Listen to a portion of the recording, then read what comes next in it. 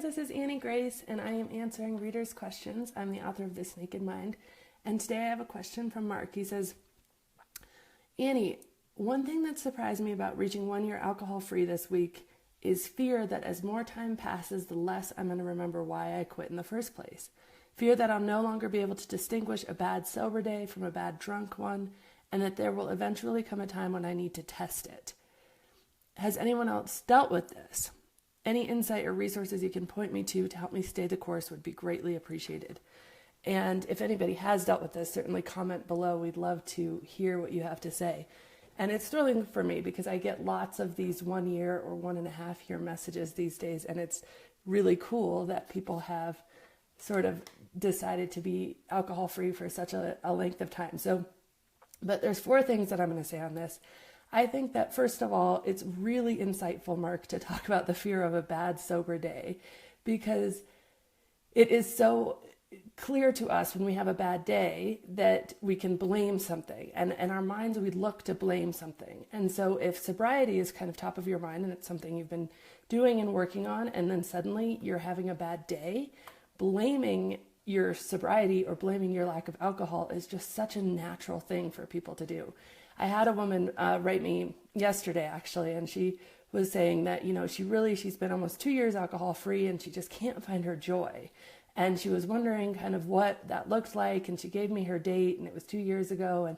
And she was wondering about that. And I had a follow-up question for her. And I said, well, when was the last time you really felt joy? And when she sat and thought about it, things had kind of been disrupted in her life for almost a decade. And she hadn't actually felt like she'd really been authentically joyful in a decade. Yet for some reason, her mind was like, well, it must be the alcohol. And when we were drinking, we could very quickly think, well, you didn't used to feel this way when you were drinking. That's just not true, because if you put it under critical examination, you felt bad enough to seek change. And as human beings, we don't like change. We don't want to go out of our comfort zone. We don't want to do something that ventures us into the unknown where we won't know what's next. And so to feel bad enough to actually seek change in your relationship with alcohol means that you were not happy. And I think just thinking about that critically. So it's so easy, I think, for our brains to trick us in a way to say, oh, but when I just was able to reach for a drink, this would have been all better. And I just would have had an outlet. And, I just was happier. And we remember stuff through this kind of rose-colored haze of things that are not necessarily real or true.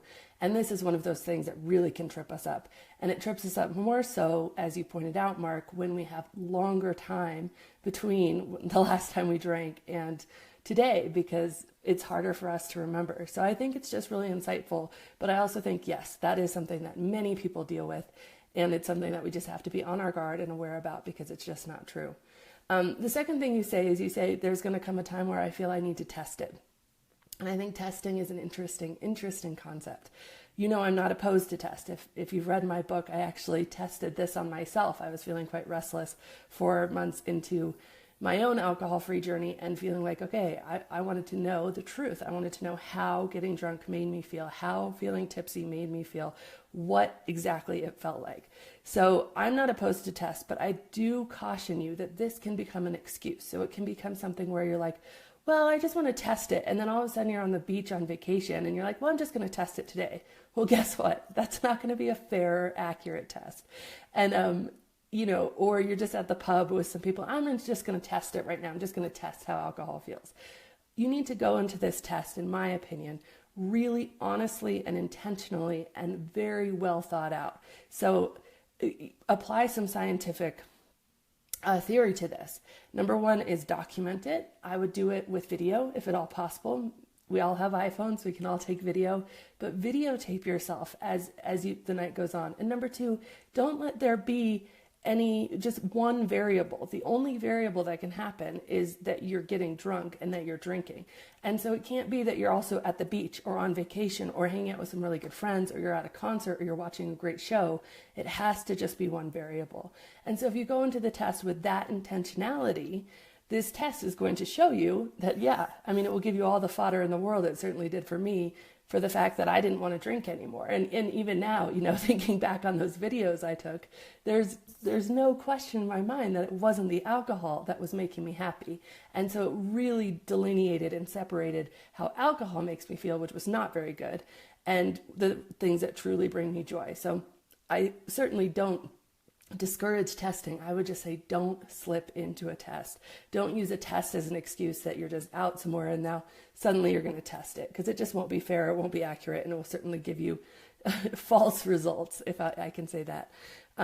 There's a bit, I've been reading this book called Rewired by Erica Spiegelman, and there's a bit in it that I think is really interesting when it comes to testing and finding this for yourself. And she talks about the word authenticity, and she says, authentic is a combination of Latin and Greek words meaning coming from the author and one who acts independently.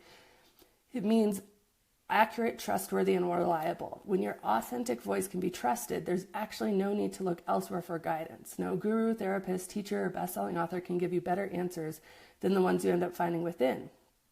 And there can be no permanent change without awareness of yourself as unique in all the world.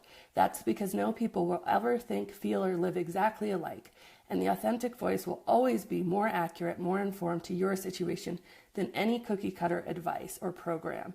And in this way, you can begin to think of this journey through change as an adventure of deep self-exploration, a journey to your core. So I just wanted to quote that because I think it's so accurate for this idea of testing. Testing is not something that you should do without deeply introspecting and deciding what's important to you. If it's going to devastate you that you lost 365 days and you can no longer say authentically that you haven't drank for a year, don't test. I mean, it's just not worth it.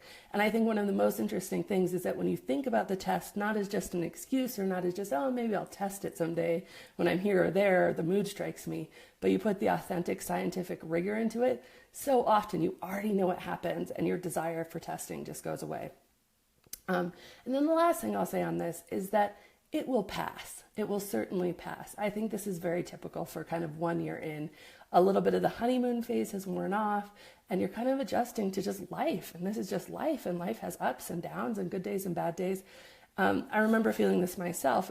About a year in, I was finally feeling good enough to start the journey. It was about 9 months in. So it passed a year when I was really getting off all the antidepressants that I had been on for years and years. And I was on this just sharp emotional roller coaster, and so many things were going absolutely nuts for me in my life. And I started very quickly and easily saying, oh, well, I used to feel so much better when I drank. And it was the easiest thought for alcohol to be what was to blame.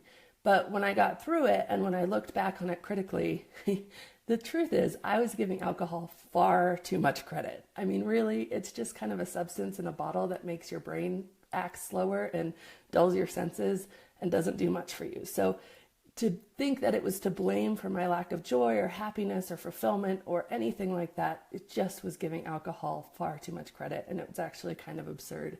But I will say that this is typical. It will pass, and I'd love to hear from people below that if you've reached kind of a milestone, a long period of time, a year in your journey, you've been through all the experiences, you're no longer quite on your toes about it because, oh yeah, it's New Year's, well, I've done that before. Oh yeah, it's my birthday, well, I've done that before.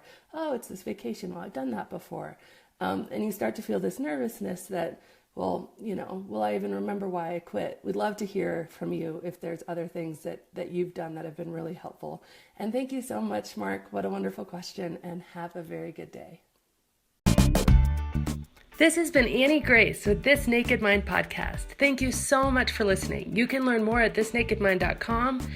And please remember to rate, review, and subscribe, as it really helps us spread the word.